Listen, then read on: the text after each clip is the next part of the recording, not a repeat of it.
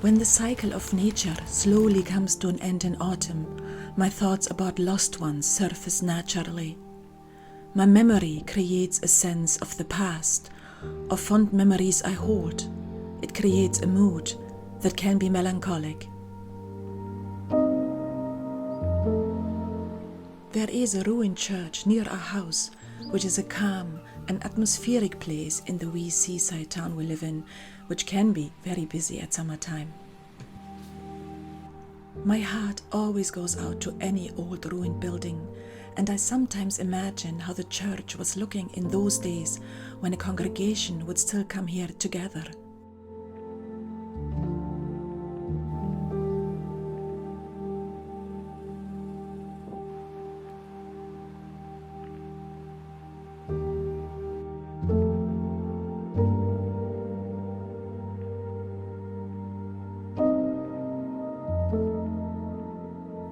Many of the graves in the graveyard are old, some fully weathered and unreadable.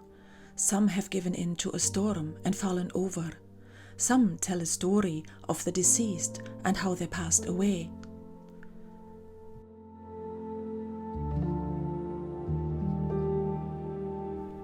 The oldest grave I found dates from 1719, and I wonder what life this person led in the same place I am living now.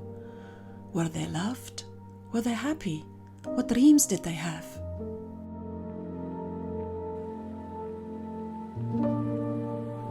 In modern Scotland, there is a celebration of life after a person passes, and quite often attendants to a funeral or memorial are asked to wear bright colours or the colour the deceased liked the most. I like this gesture as a momentum of a life lived and not just death in the foreground.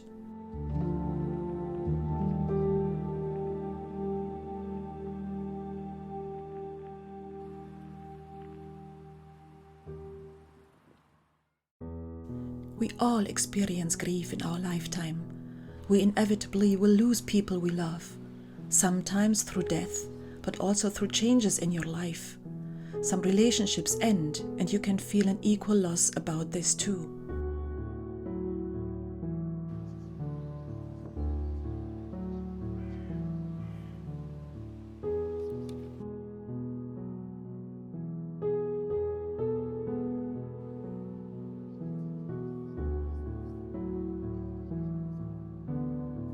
I have lost my mother at a younger age, and it still makes me sad that I was never able to place my child into her arms. Sadly, I also lost my father 5 years ago, whom I was close with, and I still often feel at loss without him. He was such a kind and big-hearted person. He was my anchor, and I felt rootless initially when he passed away. Learning to live with grief doesn't come easy to everyone. Since we are all different, we deal with loss differently. It is okay to be fine after a short amount of time has gone by. It is equally fine to feel a more intense grief for a longer period. There is no right or wrong.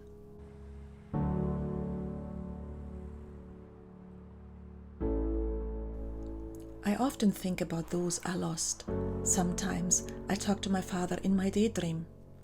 I imagine telling him about something, and I know exactly what he would have said. I can still hear his voice, and that gives me comfort and joy.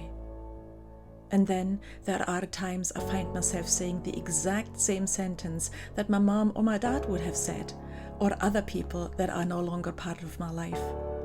I find this quite lovely, as it means they live on in my daily life. We all leave traces behind when we go. We all will be remembered, and maybe this is something to think about. What do we want to be remembered for? For me, it gives me a lot of perspective about my life and what I would like to stand for, my values, and the way I treat other people. Maybe it is also the knowledge that the next generation to go is myself, and no longer my grandparents or parents. Life is not endless. Every day is a gift of time that we all possess. We don't know how much of this time we have, but we hold the power how we want to live it. I can appreciate that through the process of loss, I gained a new perspective in life. Maybe this is the silver lining we should think about more often.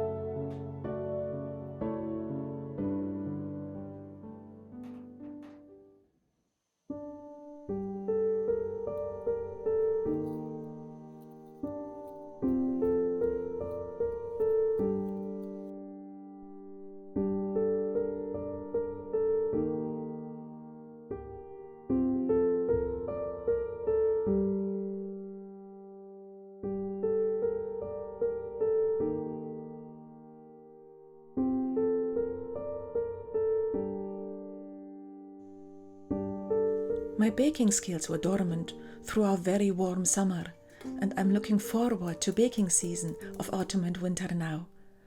I started with the potato and walnut bread. It was only this year that I eventually conquered the art of making bread, much to the benefit of my husband.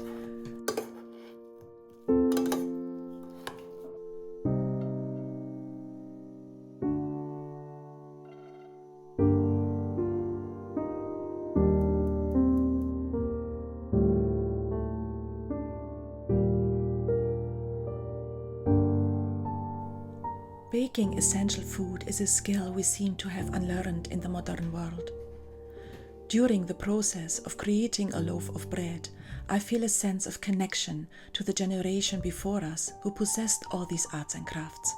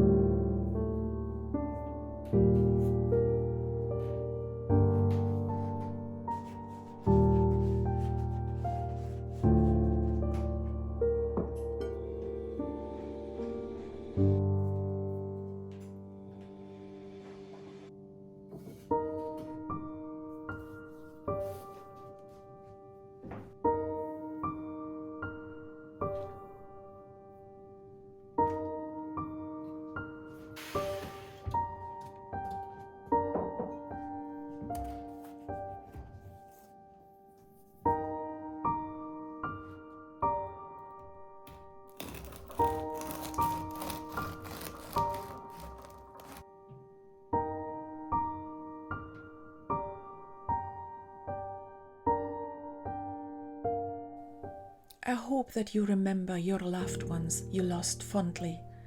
I send you my warm wishes. Look after yourself, and I see you soon. Dag baleef.